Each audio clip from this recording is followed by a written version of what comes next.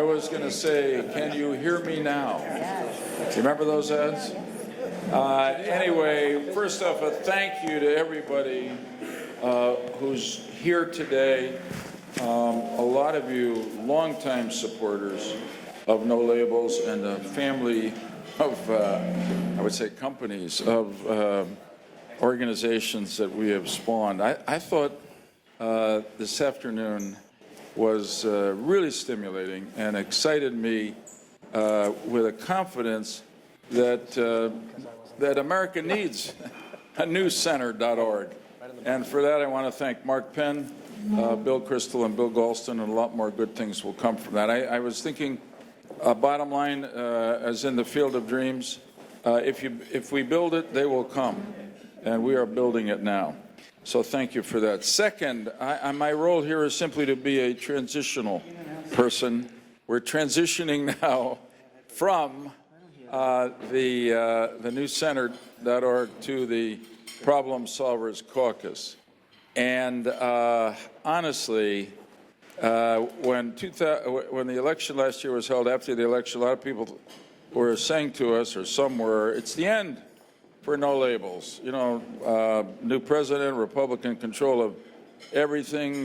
Forget your ideas of bipartisanship. But here we are, about 8 months into the new administration, and I would say the focus of interest and, in a way, the locus of progress in Congress is none other than our own beloved Problem Solvers Caucus. So I don't know. As somebody, I guess Jeff Stern said to me earlier, if you'd have told me that I would have gotten up one day last week, flipped on my iPhone, and the first picture on the New York Times site was President Trump together with Tom Reed and Josh Gotthimer, I would have told you you were inhaling something. Anyway, so for all of you, I think my role now is to introduce Jim Stannard. We'll take it from here. A lot of you, including Jim, are in the world of finance. And I would say that your investment, which has been considerable in No Labels and our family of organizations, has been the very model of patient capital. And all of a sudden, one of the startups we invested in just skyrocketed in the last few weeks. So with the continued support, basically what we want to say to all of you in the Problem Solvers Caucus, we appreciate very much your courage. We know it wasn't easy. You've changed reality. We will always have your back because we know you will always have America's national interests first in your hearts. And with that, I give you Jim Stannard. Thanks. So the first thing I need to say is that dinner's going to be over. The program will be over promptly at 8 o'clock. So eat fast and talk fast, I guess, is the message. And I really appreciate Senator Lieberman's leadership over the years, and of course Nancy Jacobson and the rest of the key people who've made this, got this startup all of a sudden going up the vertically on the J curve. But I do want to echo the political courage that the members of the Problem Solvers Caucus have shown. And earlier this year, it was recast as Problem Solvers Caucus 2.0, and where you got cut through the hangers-on and really got people who were committed. And I think we really appreciate that. So I'd like to start introducing Representative Elizabeth Esty, Democrat from Connecticut. And Representative John Katko, Republican from New York.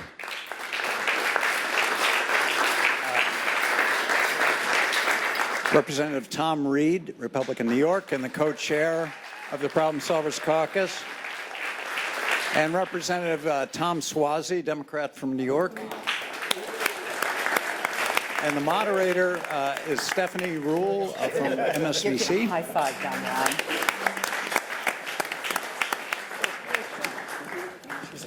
I don't think I need this. You go in the middle. No, I'll go at the end. I'm good. Do you guys have microphones on? All right. Yeah, We're all mic'd up, right? Hello. I'm going to leave this here. And you know, Josh Gotthimer shaming my home state of New Jersey showing up late. Stephanie, I mean, are you kidding me? it's called Gotthimer time. I'm used to it.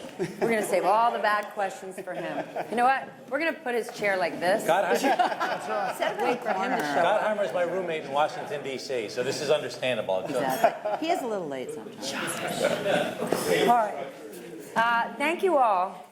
You all have, your first assignment is no talking points. So let's not get cute. We love this. I mean, Problem Solvers Caucus is a beautiful idea. Bipartisanship, so many people want it, right? Sorry, of course, that's my phone. All right, it's Josh saying he's on his way. It's Josh saying he's on his way.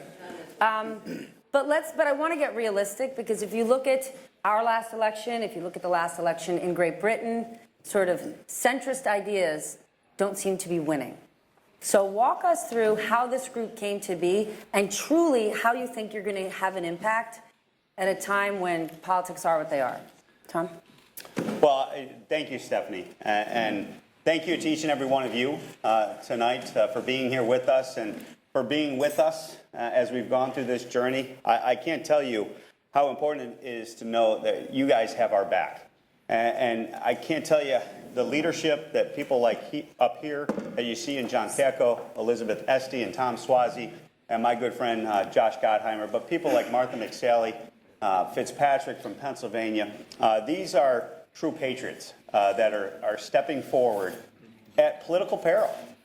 They are risking a lot by what they're doing. And I just got to tell you, I am awed by their commitment to the American people that they have demonstrated, like what we did on the health care bill, and the results of which you saw on some images of Josh and I over at the White House. But we wouldn't be there if we didn't have the allies that we have here in Congress. So I just applaud my colleagues on the other side of the aisle, as well as those on my side of the aisle that have stepped forward.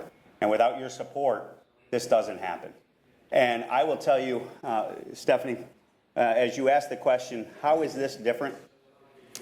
I will tell you, as we heard the reports today, and I came down early because I wanted to listen to the input from the policy folks and the people across the spectrum that gave information today. It's different now because the silent majority of members want to govern. They want to deliver for the American people. These men and women up here today sacrifice day in and day out, being away from their families, traveling the country, advocating the fight, and right now we have an opportunity with us, with the president. With all due respect, I was one of the early supporters of him and kind of saw the disruptive force that he represents in Washington. And when we were in the White House and what you saw the pivot over the last couple of weeks, he is not tied by ideology. And that is something that will leash the opportunity that we see before us, because he wants to make a deal. He wants to win. And I don't care if he wins at the end of the day, because who's going to win when that occurs are you and the American people. And that's what it's all about. So I appreciate the opportunity and the opportunity. Congressman Katko, to Tom's point, you know, the images of Josh and Tom with President Trump or the deals that have been made in the past week are giving some of us confidence that the president is pivoting, or we are seeing some bipartisanship. What gives you confidence that that is actually the case? You know, just this morning, we obviously saw the president retweet a video of himself swinging a golf club, the golf ball, hitting Hillary Clinton in the back as she falls face first onto an airplane. So as much as we love looking at these images, why are we to believe they're going to be reflected in lawmaking? Well, I think first and foremost, I think what Tom said is right. Above anything else, he wants to get a deal, right? And I can tell you, since I came to Congress in 2014, I have one of the most difficult districts in Congress. I have probably one of the most Democratic districts that Republican holds. So I'm aware of that every day. But to see what the perceptible change that's been happening over the last several months, it seems to be starting to gain steam. And that is, I've heard it time and time again at home, and that is, people are craving for bipartisanship. People are craving to get things done. They've been sick and tired of the stratification in Congress of the far left and the far right dominating both the dialogue and dominating the results. So I think the health care failure, if you will, in the Senate has kind of brought all that to light, because most people just want to see us get something fixed, fix the problem, get it done. And that what gives me hope is I think there's finally an appetite to do that. And I also think that within the White House, the president himself has appointed a very strong cabinet overall, I think. And they're very visible and engaged in Capitol Hill. But I think his biggest struggle was the multiple factions that were within the White House, all of which had access to him. And for a guy who wants to get things done, and somebody comes with an idea, he says yes. The next person says yes. And that, all of a sudden, they're at each other, and then that's where the leaks are coming, that's where the problems are coming.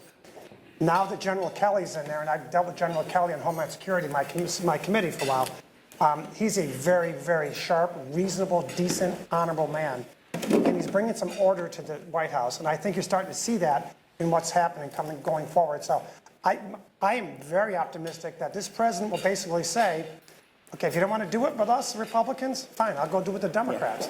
And if Democrats don't want to do it, I'll work with both sides. And I can tell you, what I'm seeing within the Problem Solvers Caucus is the seeds that are growing. They're germinating, they're growing. And Elizabeth and I didn't know each other before this term, I don't think, or maybe not really. But all of a sudden, we're like supporting each other's bills all the time. And so you have the macro of the big healthcare stuff, but by getting people sitting down who have the guts to stand up to their leader on the Democratic side. I was at that meeting, the first meeting, when we walked in and had our first meeting with Pelosi.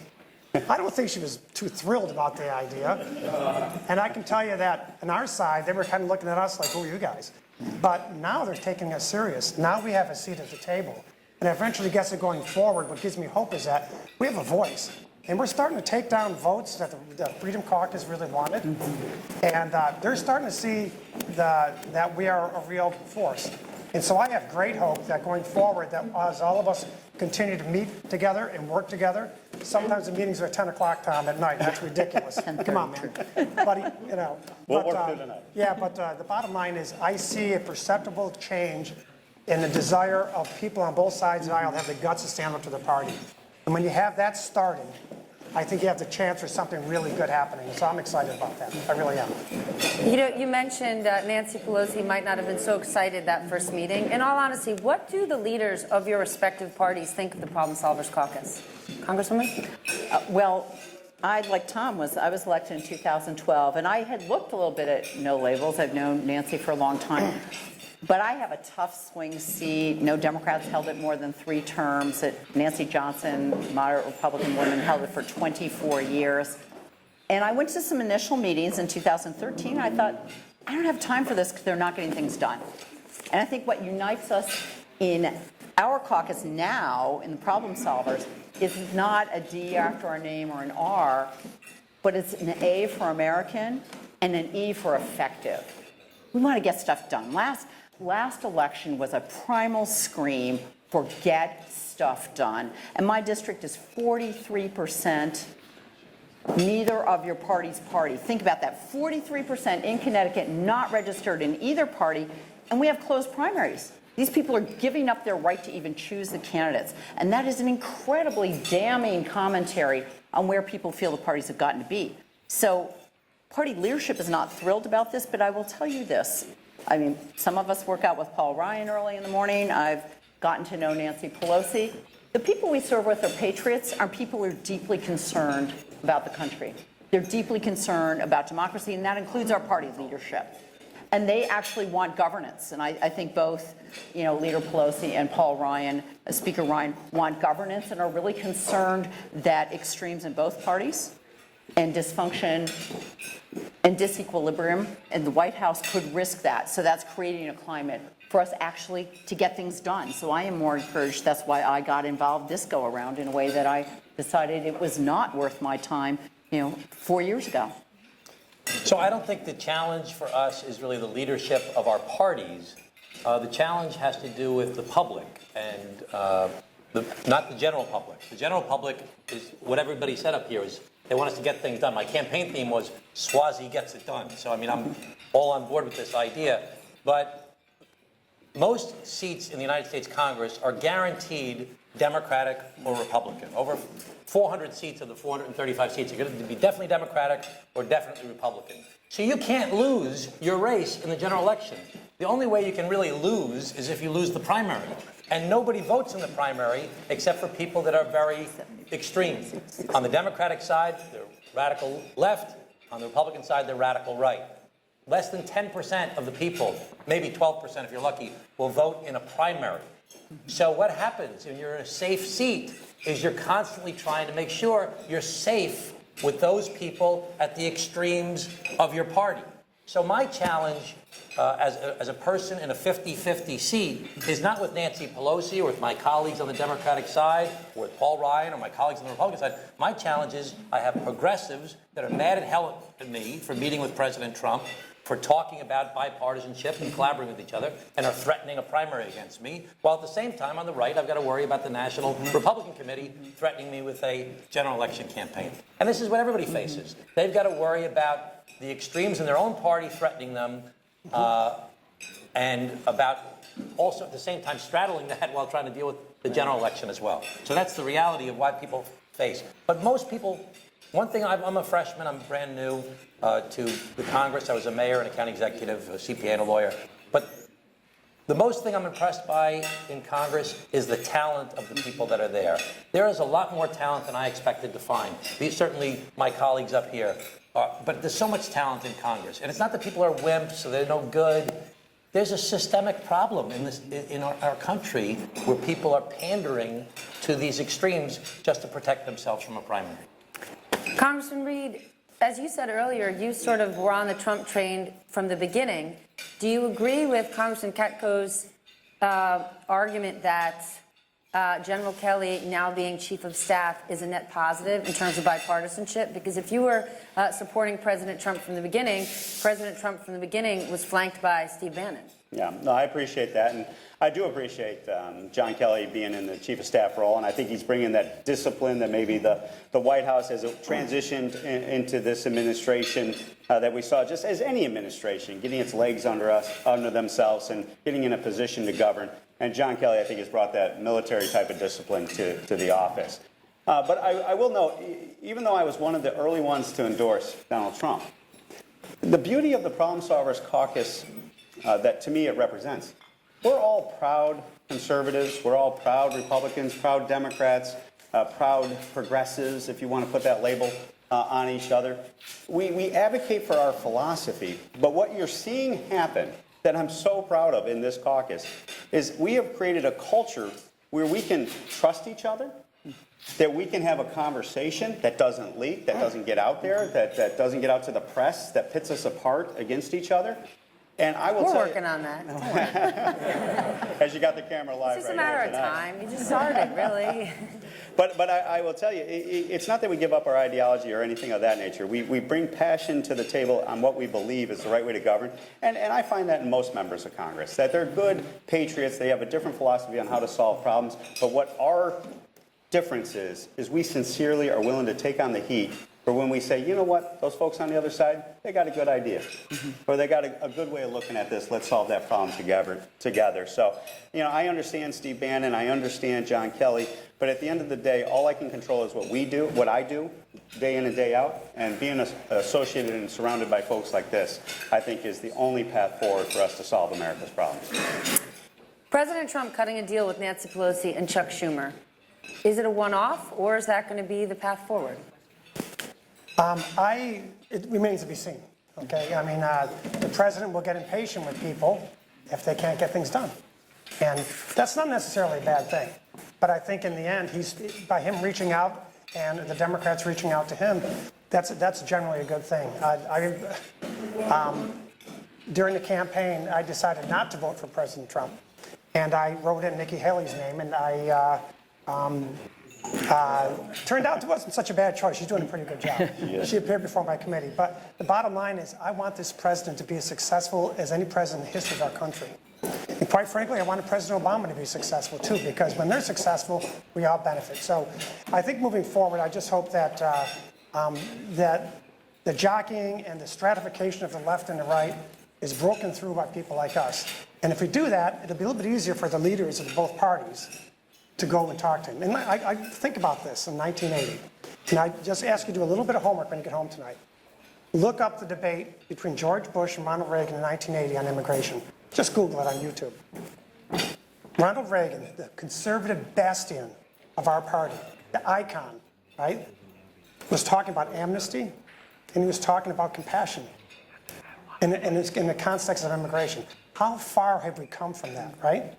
And Ronald Reagan struck deals with one of the most liberal leaders of the House in modern times, and Tip O'Neill, with a democratically controlled House. What did they accomplish together? Think about that. Immigration reform, Tax reform. Social Security reform, tax cuts, and then tax reform. And Ronald Reagan's mantra was, I'll take what I can get now, I'll take 60% now, and I'll keep working on the rest.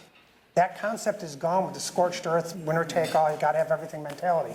And the only way we're gonna break through it is give our party leaders some cover by having people with the guts like we have in this caucus to vote outside your party's comfort zone sometimes. And if you do that, I think you'll see more of the parties starting to inch towards the middle. And maybe, perhaps neutralize the other side, that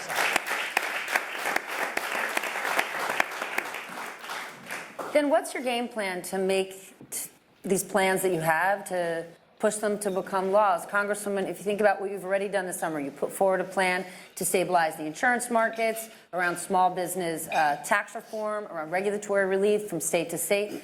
These are great ideas. How do you get to the next step? Well, we're already getting to the next step. We met about 2 weeks ago, 10 days ago, with 10 of the senators. There were about 20 House members, 10 senators. Some people in this room were part of that meeting.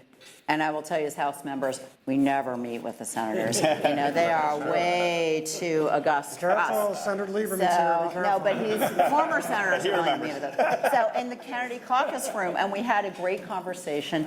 And indeed, you know, Senator Lamar Alexander and Senator Patty Murray, in fact, this past week, did have hearings in what's called regular order, which is Washington speak for like actually use the committee process. So they brought people before the committee, they had hearings, and we actually met with and did some work with Senator Governor Hickenlooper from Colorado, and Governor Kasich from Ohio. So we're working with the senators, we're working with the governors.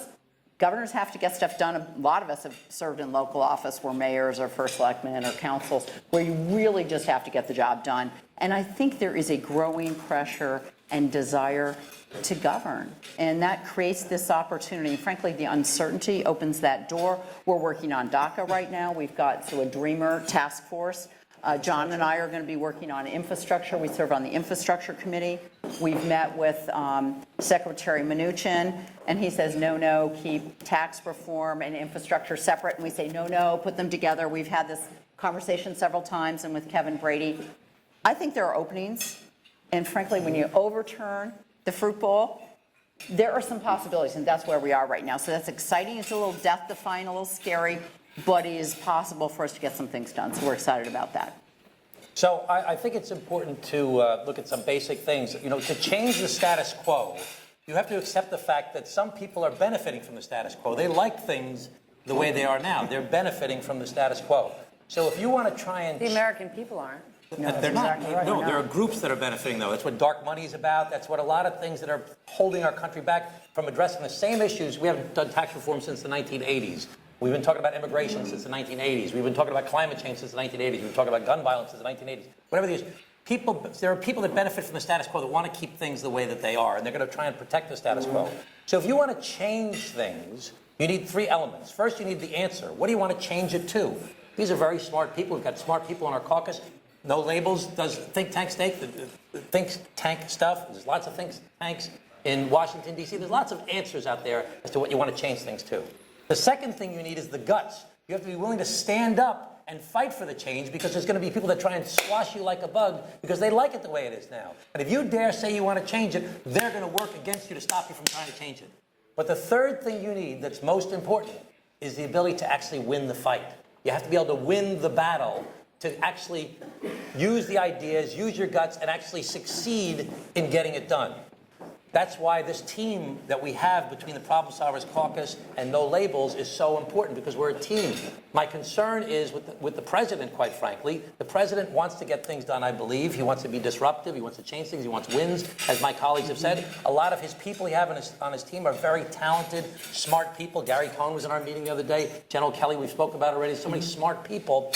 But the political talent that they have in their team is really more extreme to one side of the philosophy. And I'm concerned sometimes that they're not going to work to try and bring us together. So getting it done over the finish line, winning the battle, requires this partnership amongst ourselves, but it's also going to require a partnership with the White House. I want to stay on that. So, Tom, when you think about what you guys are trying to do, and I don't want to be cynical, but is there a risk that this optimism and exuberance is naive? Because when you think about the power of, let's say, the Freedom Caucus has huge influence on the Hill. And I cannot imagine they like this powwow. Wait. There he is. So, No, you know what? I'm leaving it this way. You're facing The late the Josh wall. right on time, Josh Gotthimer. Late Josh Gotthimer. Sorry. Jersey traffic, infrastructure. Infrastructure. That's 10 push-ups, buddy. That's There 10 you push-ups go. down there. If you're doing with me, I'll know. I already did my 10, but I was on time, so I don't have to. There you go. That's why I love that guy. So is this naive is the question. Welcome, Josh. I will tell you, when I first got involved in this, and then also when we went to Problem Solvers Caucus 2.0, as Jim pointed out, I got point blank told by many in leadership. What were their names? Tell us. We're not going to do that, Stephanie. And senior members who looked at me and said, "You are chasing windmills. You are naive." And did you say Don Quixote is one of the most celebrated books in history, so we can kick it? I said, you know what? I've been at this place since 2010. I know how it goes, and I know how it ends.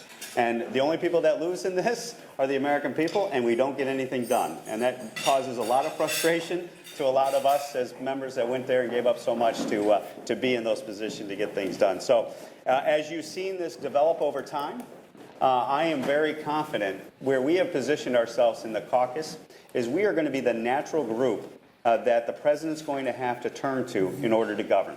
And so I just kind of did some rough calculations in my mind. I did some rough calculations based on the experience that I had. Did some rough calculations on the people that truly were in the Problem Solvers Caucus that I've seen over the years that want to govern, and I knew their backbone was strong so long as they knew people had so long as they knew that there were people there that had their back. And I said, you know what? I'm going to do whatever I can to try to change this. And now you're seeing the fruits of that. And I will tell you. And I will tell you, being in the White House and being one of the first to endorse Donald Trump, I've traveled with him, I've campaigned with him, and I know Tom and I have talked about the concern about maybe the political advisors and all that thing, but one thing is true about the president, and I've seen it firsthand. He is an individual. That's He for will sure. do. Nobody's what going to argue he- on that one. Yes, amen, Stephanie. He will do what he thinks is best for himself and for how to move the agenda forward. He'll take the advice, but I will tell you, he is somebody I have never, the self-confidence of knowing who he is and the self-confidence in trusting his instincts and the self-confidence of saying, you know what, to all you guys, we're going a different way.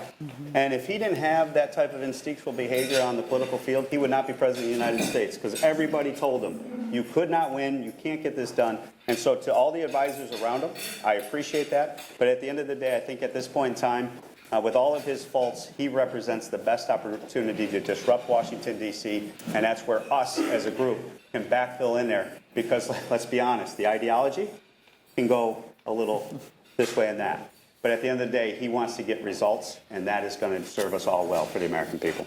But Congressman Katko, has the president charged Republicans, or Republicans and Democrats, but really Republicans, with the gargantuan task of having actual solutions? Because the president did have the emotional intelligence to know how to read a room and tell the American people, I'm going to fix it, you know, no more of this, yes, we're going to get this done, no, we're going to end that. But he didn't offer any solutions. And so the amount that you have to deliver is extraordinary. How are you going to get that done? You have to reach across the aisle, period. And quite frankly, we blew it this year with the health care bill. But with regard to health Because- care, what President Trump offered on the campaign trail has nothing to do with Republican ideals. That's exactly right. Well, here's what my point is this. We made no effort to engage the other side, no real effort to engage the Democrats. In 2008, the Democrats made no real effort to engage Republicans. And in the end, they both the product that came out in 2009, the health care bill, was highly flawed and has created the problems we have today. And by us trying to ram through on legislative gimmickry, a change in 20% of the economy without engaging the other side is, to me, political suicide. And we blew it in Congress, in my opinion. And I didn't vote for the bill. And you wouldn't believe the hell I caught back home. And I just thank God for single malt scotch because it got me through it. But, it still does. But bottom line is, perhaps was where I came from. I was a 20-year federal organized crime prosecutor, and the threats of my life and the threats of my family's life, based on people I prosecuted all over the world, were pretty serious. So I'm not afraid to get out there and stand. But I'm starting to learn that my colleagues are starting to show the same appetite. I had 15 bills pass Congress the first term, and 8 of them were signed into law by a Democratic president. No, that's not, I'm not trying to toot my own horn. I'm trying to talk about a strategy. The very first person on every single bill that I got introduced was a Democrat. And it was borderline heresy to do that. And now Elizabeth Estes always saying yes to me. I'm always saying yes to her bills. We help each other out. But the bottom line is, that's a very small example of what we can do if we have the mentality of trying to work with the other side. And the more you start opening those cracks of cooperation, the more we might get back to a time where Tip O'Neill and Ronald Reagan were getting colossal things done. Could imagine this Congress, if we got one of those things done that they got multiple done in the 80s, where we would be as a Congress and a nation. People are dying for that, right? So yeah, I firmly believe we can do that. I firmly believe that we can get it done. I firmly believe that it's incumbent upon us in Congress to stop trying to use our party and that's it mentality. We should engage the other side. We should sit down. And when they say no, try again. When they say no, try again. And don't stop asking. It's like my teenage kids when they want to take the car. No, no, no, Christ, okay, yes. It works. It works for them. It should work for us as a country. So I think we cannot give up, okay? We cannot give up. We should dispense with, using reconciliation to ram things through. We should force the other side to come to the table and God help us. Maybe bend a little bit. Maybe include some of the things that they want. Yeah. And you know what? And then in the end, you're going to get progress. If you don't do that, if we keep going winner takes all, our way or the highway, the Democrats, no offense, because that's what they did when they were in Congress. And in 2010, they got 80 people swept out of office, right? In 2010, they came in. I think a lot of people mistook the mandate from 2010 as a sea change in political philosophy. It was not. It was a rebuke to people not working with the other side. And we've been that way ever since. And this group, in my mind, serves the best possibility to do that. So on the big things, yeah, we got work to do. But you know what? The little things we do in each day, helping each other out on bills, getting base hits, getting singles, getting doubles, getting triples. That's what's going to start letting these seeds grow. And I firmly believe that we can get it done. There's no doubt in my mind we can. But Josh, if extreme ideas are what helped President Trump get elected, why is it that the solution in governing will be centrist principles?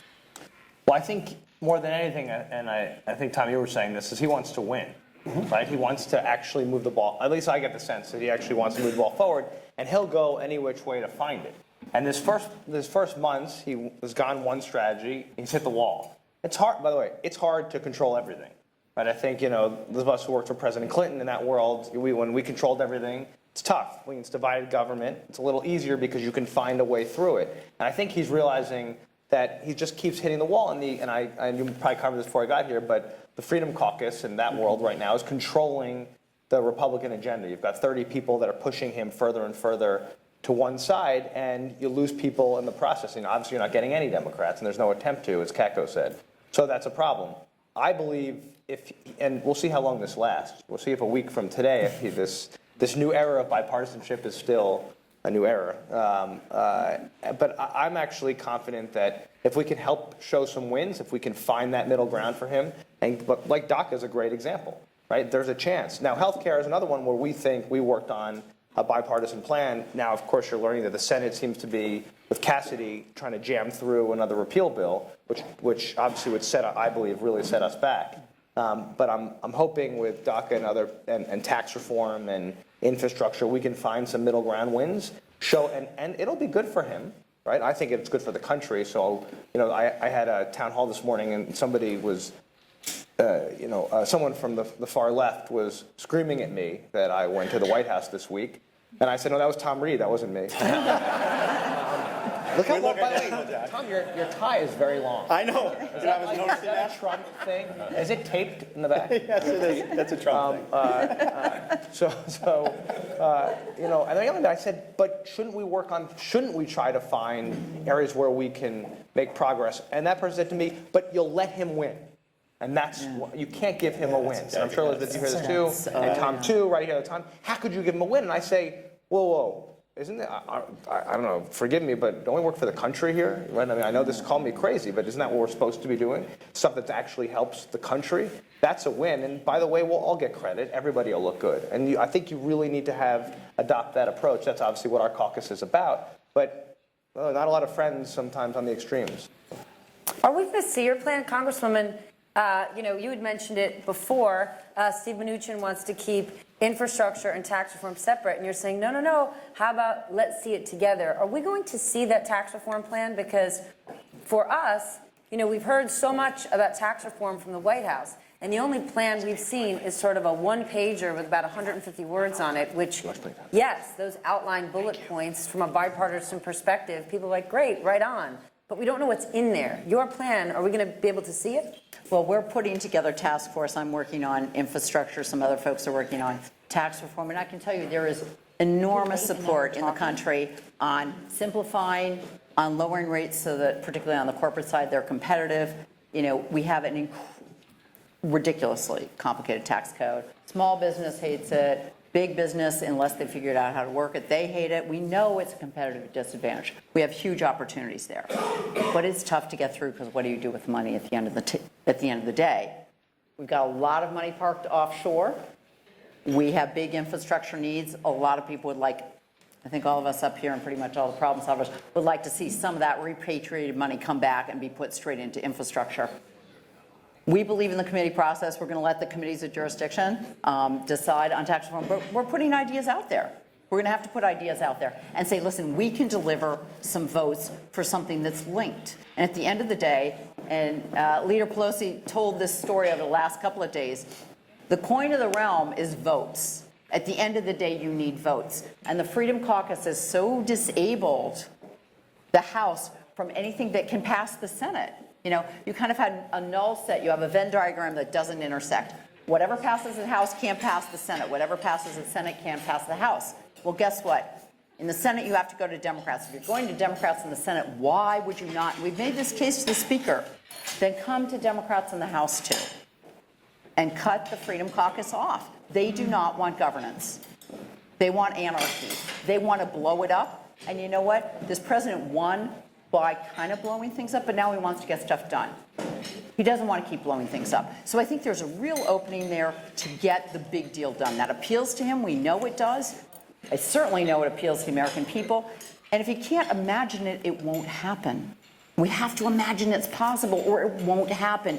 And we're getting that done. We're establishing credibility and establishing trust, because at the end of the day, and he knows this, you don't do deals with people you don't trust, and you don't trust people you don't know. Yep. And with your help, we're getting to know each other, trusting each other, working on deals, and that, I mean, that is what Joe did. That's how he made himself a great senator, by getting deals done with people he trusted and knew. And the entire system doesn't allow us to do that now. Do you agree?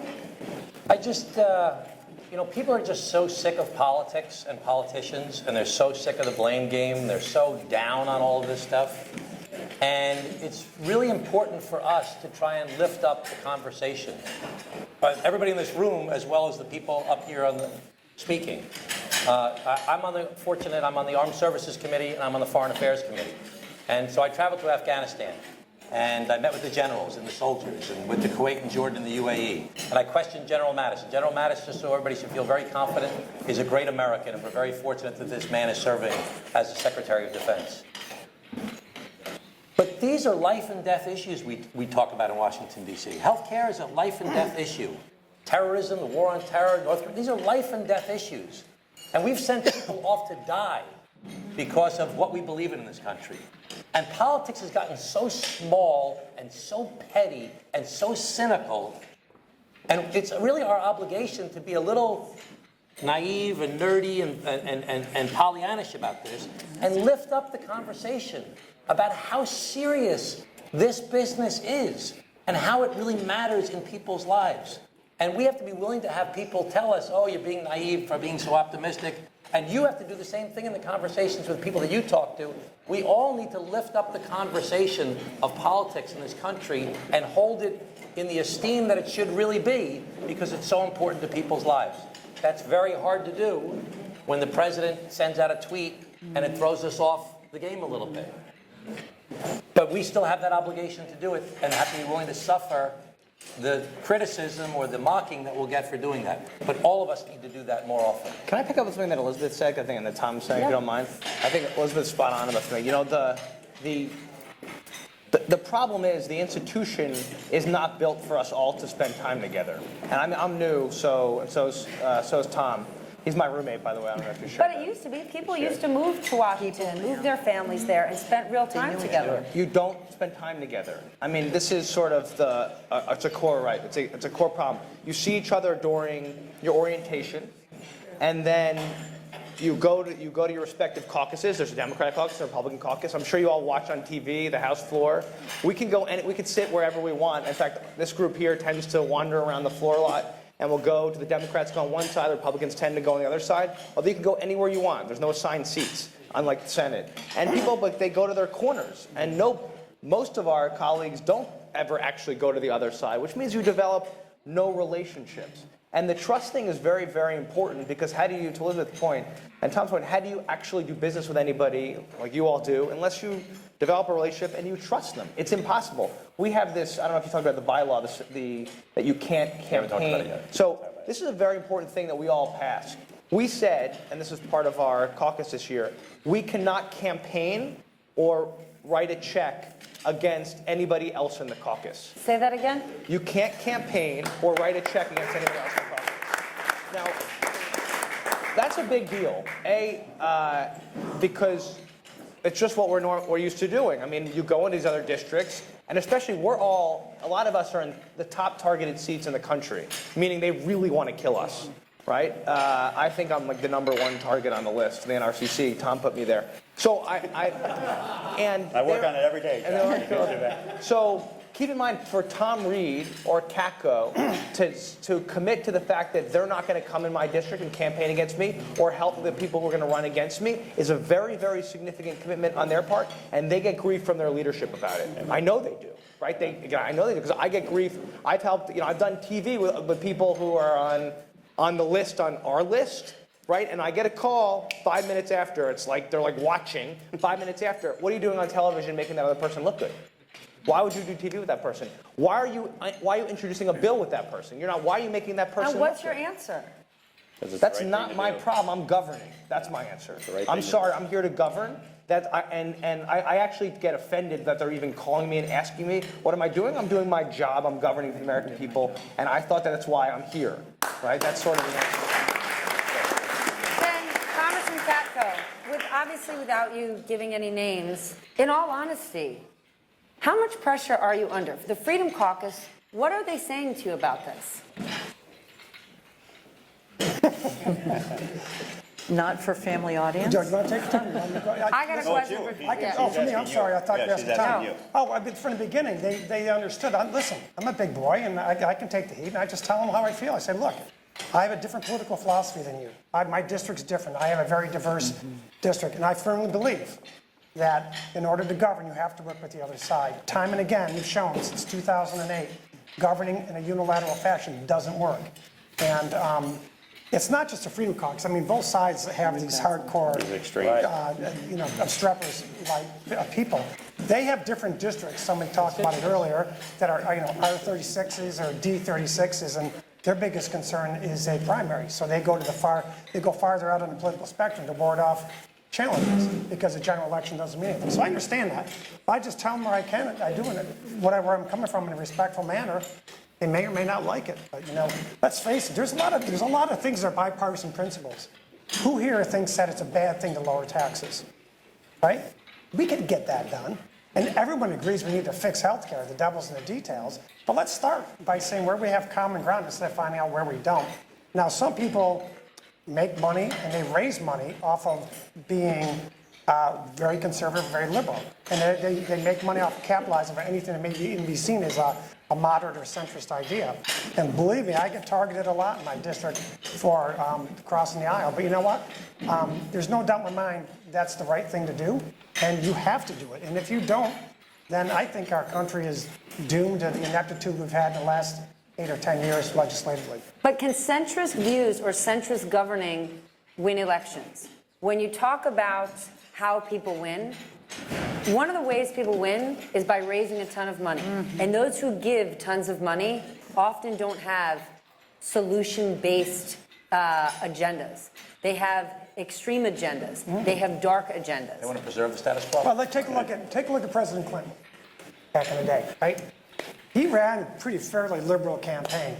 And after he was elected, he veered very much towards the middle, right? And he ended up getting a lot of things done too, right? So it can be done. Yes, there's a problem with that. But in the end, when you see a president being successful for the country, if the economy starts doing better, a lot of ills are forgiven, I believe. And if we can get the economy going, they're going to forget about some of the things he promised they didn't deliver on. And he sits there and says, like President Reagan said, it's morning in America again because the economy is starting to go. So that's what people, I mean, we get so stuck in minutia of issues that we don't really take a step back. What do we really want at the end of the day? We want peace, we want prosperity, and we want to have the perception that government is working. I just want to go back to We need all of this. what you just said. Is the people that are involved often, or as I said earlier, are the extremes that vote in the primary, and the people that give money often have an agenda that they want to get something done particularly. Those are the people that are most engaged. That's why you shouldn't underestimate how important you are and other groups like you are, because you don't have an agenda other than you want people to get things done to make the country better. We need more people in this country holding up this process and trying to support people who just want to get things done, not specifically for a particular one-off issue, but because you want to support good people who want to get things done. So we need more. The great news is I've been involved in politics off and on for 25 years from when I was first mayor of my hometown when I was 31 years old. And I have never seen people as engaged as they are right now. Some people because they love the president, some people because they're terrified of the president. But people are paying attention right now like never before. I believe that's a great opportunity for us to get people involved and engaged in the political process. Congressman Reed, give us some confidence here, because what Congressman Swazi said just a minute ago when he used terms like small and petty, I would use those words if I described President Trump. I would. And President Trump did run on extreme ideas. And what I don't want to happen is these last 2 weeks, this deal making, it feels romantic and we're all excited about it. Give us confidence that this isn't just a September romance. Well, I appreciate that, Stephanie. And maybe what I could answer that question with is that knowing the president, being with the president, watching, observing, and listening to the president one-on-one across the country in different rooms. Yes, he ran an unconventional campaign. He ran on some ideas that many of us would say, boy, that's a little too far than what we feel comfortable on.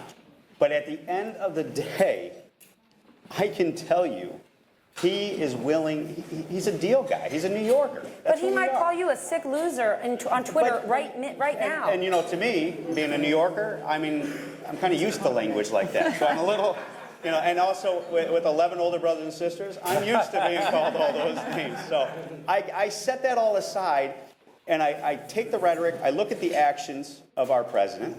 They don't match the rhetoric, which is good. That would be a major red flag to me. Wait, what doesn't match? The actual actions to the extreme rhetoric that is being put out there. I mean, so both sides. That wasn't the president who said it over and over? No. Both sides regarding Charlottesville. I'm pretty sure it was the president. That is rhetoric that is terrible and is obviously something that's appalling and called out and should be called out. And how he talked about that was an action. That was rhetoric. But the action on DACA, he had the pen in his hand. What did he do?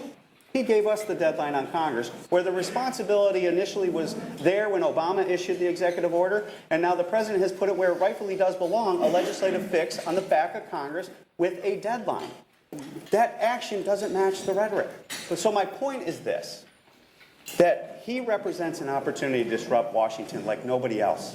I will tell you, that, and I was with Jeb Bush originally, and when I watched Hillary Clinton, the status quo was alive and well in those candidacies. And what has happened now is there is a disruptive force that's coming across Washington. I can tell you the fear that I've seen, maybe I'm the old guy up here and have seen these guys over the years. They don't know what's coming next. And that's good in Washington.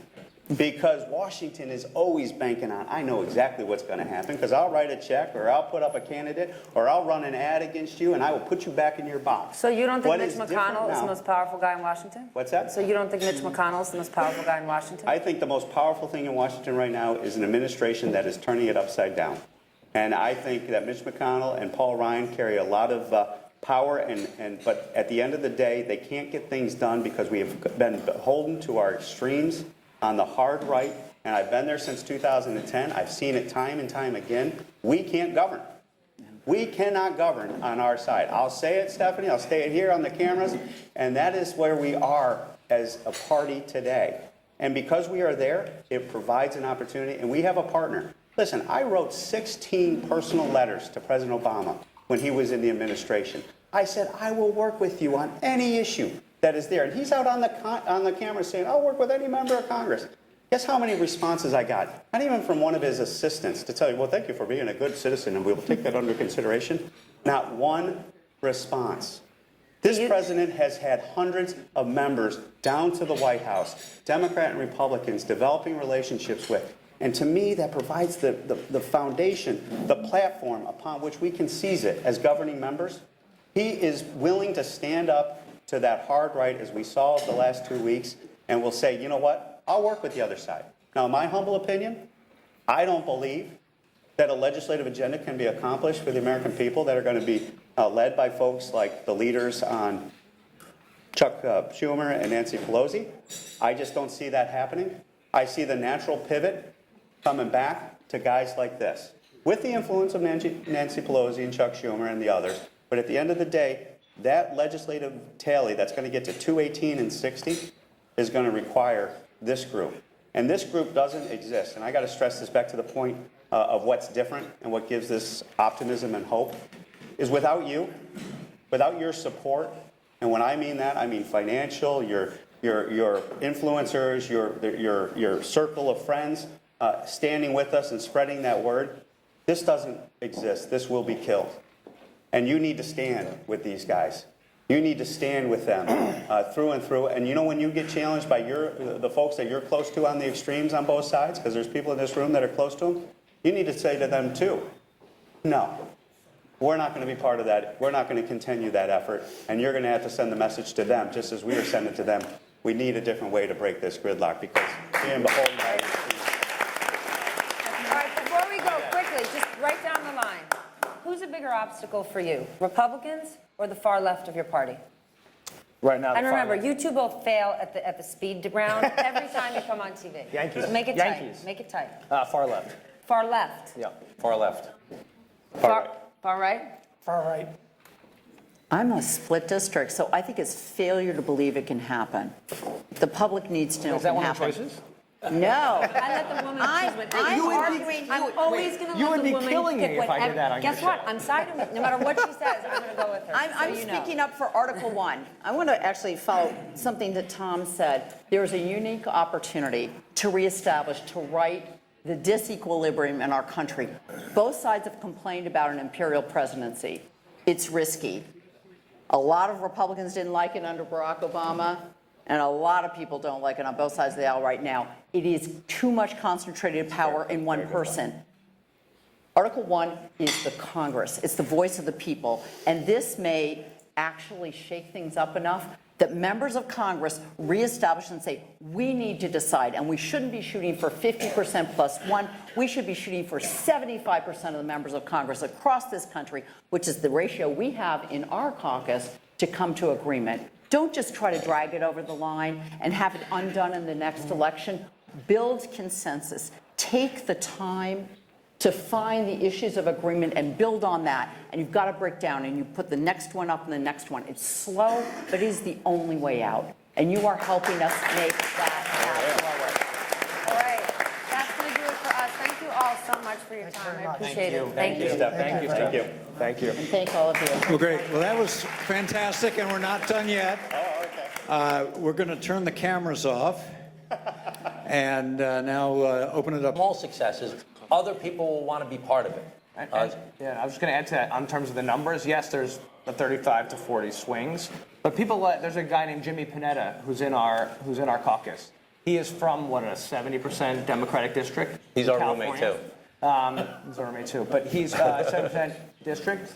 He's in it because he wants to govern, right? You have a lot of people who I talk to who say, They want to do the right thing. Right, who just want to do the right thing. They want to get something done. They feel like, okay, I'm here. I don't want to just obstruct for the sake of obstructing, which, by the way, our caucus, that was our early marching orders, right? Don't do anything, no wins, no matter what, don't give them a win, right? Because we got to get this, do what McConnell did to us, do it back. And so because of that, you have most people who just say, okay, I'm going to follow, I'm going to get in line. But there are a bunch who say, wait, that's not why I'm here. And so I actually think we're going to bring more, like Tom and I, as co-chairs, are getting calls from more and more members who want in the caucus. And by the way, it's not easy to get in because we have, just in the sense of... The VIP The club. VIP, you couldn't get in, Stephanie. We have a secret handshake and everything. It's more we want people who take tell it them about the secret seriously. handshake. It sounds great to say you're a problem solver, right? It's one of those great things you put on your wall. It's nice. It's a good thing to run on. But if you're not actually willing to make the commitment, what it takes, 75% you're going to vote. You're going to vote with the caucus. You're going to pay your dues. You're going to agree not to campaign these different obligations, and you're going to show up. A lot of members, I know Tom and I talk about this, when they find out actually what's involved, say, "Oh, I'm not really interested. No thanks. I didn't realize that it was something." Tell us their names. But there are some progressive and there are some conservative members of Congress that have joined the Problem Solvers Caucus because they want to do the right thing. Jeff, I got to tell you, being one from 2010 going forward, 89 Republicans that came to Washington really changed the way the things are operating. The fact that they're seeing the success that we're demonstrating, this silent majority, they're just they're afraid. It's different. It's disruptive. And the silent majority, I think it's there. They come up to us all the time like, oh my God, I thought this was never going to go anywhere. That's what I want to do. And they're coming up and they're saying, and so the more success that we can generate, it's gonna That's what the breed people want. more. That's what the people want. Yeah, that's what I meant when I said at the beginning, I said there's a perceptible change in the mood. It's just exactly what they're talking about. People are starting to say, they're starting to see all of us taking stands, and they want to get on the train a little bit. They're kind of looking at it like, should I or shouldn't I, kind of thinking about it. But the thought process is starting to turn. It wasn't there when I came in 2014. It's definitely changing now. And I think people are finally hearing the word that bipartisanship isn't a dirty word, and it's starting to turn. By no means do I say we're going to turn this around tomorrow, but what we're doing is laying the groundwork for that. And the more we grow, the more we get organized, the more we take positions on bills and get out there and talk about them, and the more we have your support, the better chance we're going to have. Yeah, and the fact you have our I'm leaving backs. you all. Thank you for Thanks, having me. Thank you very Thank much. you. I got to put my kids to bed. I was going to say, the fact that you have our backs, can I just add to that? I know when we talk about this, the fact that you have our backs is a very, very big deal. It is. Because, and people have read about this, of what you all are doing. Because the threats are, well, no one's going to be there for you. You want to stick your neck out? Okay, you're going to lose union support. You're going to lose X support and Y support. And they tell you this, right? And when you're in a tough race, it's hard to hear that. But they know, but then seeing what you all are doing really helps ease that. Say, don't worry about it. It'll be there for you. Don't worry about that. Worry about governing. Any other questions? That's great. As the group grows, the problem solvers, and the leverage of this group grows, have you ever thought of trying to influence who's the Speaker of the House, actually swaying a Speaker election for maybe a centrist Speaker or even a nonpartisan Speaker? I know that's a pretty big idea, but I'm wondering, have you ever considered using the leverage We're that not you up guys to that have? yet. What's that? We're not up to that yet. Well, I could tell you, if we could ever do that, that'd be a hell of a spot to be in, right? But, we're not there yet. There's, much farther away from yeah, that. and let's be honest. I mean, Paul Ryan is probably one of the most respected members, and I came out of John Boehner, he was 1 of 12, I'm 1 of 12, personal friend, and I think history is going to judge him much better than most. But Paul Ryan is one of those members that serves in that position that gets a lot of cross-party credibility just because of the nature of how he is and they're going forward. So I don't think any of us, and that's the difference of us too. I want you to understand that. We don't organize to get to know. We're not organizing to take out leadership. That's not what we're about. We're just about governing and trying to get to yes. We always talk about it. We want to get to yes. Now, and maybe we're kind of, and I haven't thought about this to tell you your question. You know, there are guys in the Freedom Caucus that are ready to pull the trigger on Paul Ryan yesterday. We saw it with John Boehner. To explain what you mean by pull the trigger. Because any member can bring a resolution to call the chair, to call out the speaker and remove him from the office. Now, they can break Humpty Dumpty, but they can't put Humpty Dumpty back together. Right. So, I mean, hopefully we just keep them at the bay, so to speak, because if you go down that path, be careful what happens afterwards, because right now you got a speaker who I believe is one of the most intelligent members of the House, who knows these issues inside out, serving on Ways and Means with them, spending time with them since 2010, each and every week. He to me, is in the right place at the right time. We just got to give him the path to govern to get that taken care of. But, you know, and I actually believe that about Boehner and about Paul Ryan. But they'd still depend on this extreme caucus for their power. If they depended on this group for his power, he would be catering to a different audience, of course. Even if it was the same speaker, he would be the speaker with different people behind him. It might influence the way he's behaving, the bills he introduces, that kind of thing. Well, that's the very practical challenge, because think about it. And the votes are there now. Let's say there's a deal on DACA, okay? Now, DACA, most Americans are supportive of DACA. Most of the people in Congress are supportive of DACA. If Paul Ryan was to put it up, and he would pass, and then the hard right would go after him and try and pull him out. So he's got to make that personal decision as to how he's going to balance that effort. That's the challenge. You guys will vote for Paul Ryan for speaker? 80. Right. Maybe. But that, to your point, you're right. The more members, No doubt. the more influence we have. Yeah, it's math. No doubt about it. It's math. It's So math. until they get like 70 or 80 members, I think that's a fool's errand. Well, if Paul Ryan was being the speaker because he was getting 50 Democratic votes or something like that to be the speaker. Well, that's not going to happen. But why not? Because I'm not... Or 20 votes, you've got him yourself. Because, of course, I mean... would never survive re-election. Democrats only have to vote for someone who has no chance to be speaker? I'd much rather us be influential and show up to his office right now and say, okay, we've got 26 Democrats. Let's play ball. You've got 30 Freedom Caucus members. You're down, 24 to 25 votes every time you go in. Because you're down, 5 or 6 votes every time you go in because of the math, right? Because the Freedom Caucus numbers outnumber his advantage in the House, right? That's where we actually show up and can provide the difference in the gap to push him over the line on any vote. That's where we have real influence, right? Because he's down 6 or 7 votes going in every time because of the Freedom Caucus, and we show up as Democrats and say, okay, put us at the table, let's find a moderate position here, and we can give you 6 or 7 votes, at least, if not 20 to 26 votes. And that's when we actually have real influence. And I think I think the speaker is starting to see us actually have the votes and the influence, and that's when we get power. And we're starting to flex that. I agree with that. Thanks, Chad. I wonder, could we go, thank you, could we go back to the DACA question? I think the 4 of you just sat there and said that a vast majority of Americans favor DACA, that if Ryan put it up for a vote, it would pass. Would you explain to me why he's not going to do that? The far right, for example. Who cares? Well, I don't, but the bottom line is, it's the whole thing about him wanting... So would it pass or wouldn't it pass? I don't know if it would, and I'll tell you. I am thoroughly convinced it would pass. It would pass, so Now, why isn't it going to happen? The way Because then to his do it... leadership will be challenged by the Right, far right of his leadership, party. That's exactly right. They'll try and kick him Now, out. here's what you do instead. Who Okay? cares? He does. Okay, so hang on. Well, then he shouldn't. You're right. He's there to serve the people, and he shouldn't care. All right, hold on, no, hold on. Hang on. Let me just explain though, okay? What you're saying is basically 100% or nothing. So why don't you take DACA and marry it with perhaps something that involves border security, which satisfies some people and gives them some cover. That's an to more 80% conservative- issue in America. Let me finish. It's not cover. No, but Because it's just, fixing both but problems. it's fixing both problems and can broaden the spectrum of people that would be involved and be willing to vote for it.